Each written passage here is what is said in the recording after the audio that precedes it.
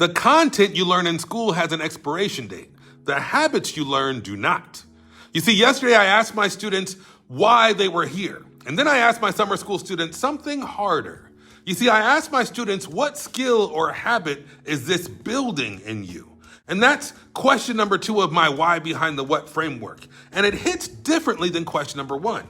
You see, question number 1 asks what the content you're learning is teaching you and how can you apply it to your life? Important question.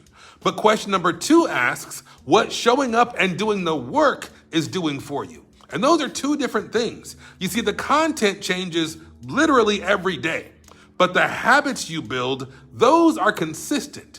Those habits will stay with you. You see, yesterday in my class, I taught my students annotations, not because it's on the test, but because it is a life skill. And I told those students that any time in any class when someone hands you an article or a contract or something to read, if you have a hard copy or if you can print it out, annotate it. You see, everyone has their own annotation system, but mine involves numbering the paragraphs, and then we circle the unfamiliar words, and then we got to look them up, Control T, right? And write short, simple definitions in the margins. Next, we're going to underline the evidence. It helps us answer the essential question, put boxes around the important stuff, notate all the details in the margins. There's all kinds of stuff, but that's the system. And that's how students figure out what is important in an article or in what they're reading and what matters most for the assignment or for their objective. You see, my students are reading and learning about World War I, but the skill they were building had nothing to do with the war.